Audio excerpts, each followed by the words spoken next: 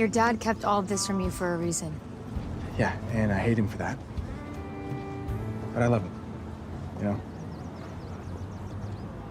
I'm Eileen Rudolph, a senior writer for TV Guide magazine and TV Insider. I'm here with Jensen and Dэнnil talking about their new show, The Winchesters, their executive producers. What was most important in recreating these characters, besides looking like they could possibly grow into the older Mary and John? Finding somebody, and we found this in Drake Rogers and in Meg as well, but somebody that had an appreciation of the series, that wanted to learn about it, because it's not just two actors taking on a role. They're gonna, not that we expected them to go back and watch 15 years, but luckily for us, Drake had already watched all those years with his brother. So he was a big fan, and that was really important to us because it is a legacy, for Jensen and for so many people, and finding actors that would care about that and really invest in it was really important to us. Now, I'm sure fans are thrilled that there will be Jensen / Dean / the narrator on this new show.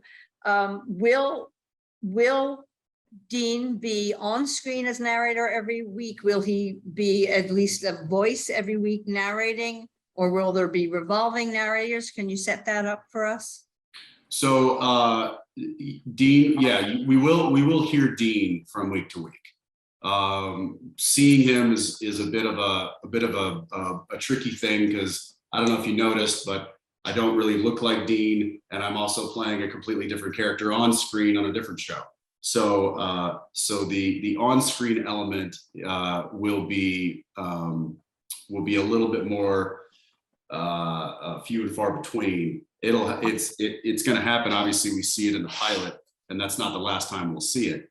But you can certainly expect to hear the voice on a weekly basis. And there's also, not to tease too much, but there are plans to have other voices being heard alongside Dean's at times. So I'm excited to see that as well.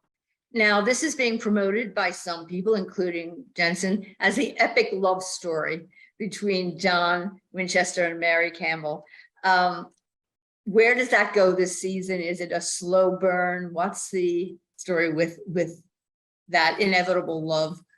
Dэнnil was very adamant when we first started this journey that this was not just going to be a sandbox for me to live out my supernatural wish list. This was a love story, and that had to be at the center of this whole show and this whole journey. And so, you can kind of speak to that. Well, no, I think like when we started discussing it early on, the reason that people love Supernatural is because it's a love story between two brothers. I mean, it's a story about a family. I wanted to tell that part of the story, the more grounded, real part of the story. And because I think people are going to be very attracted to that. Like they were attracted to the love between Sam and Dean and Cassiel, and like those friendships, and those bonds. So that part was really important to me. She was very much like, it has to come back. It always has to come back to the heart.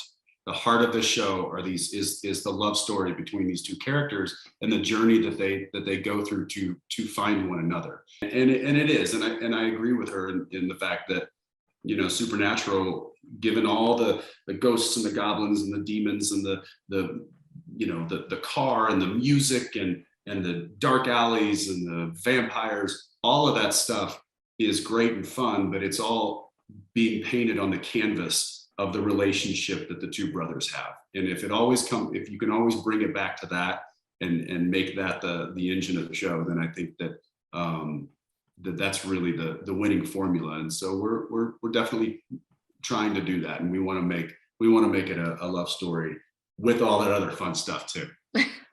I assume love is always rocky, so there'll be some rocky roads ahead for the couple. Of course, it makes good TV. It's drama. Well, thank you so much. I'm so looking forward to this. And remember to watch the CW's The Winchester premiering October 11th.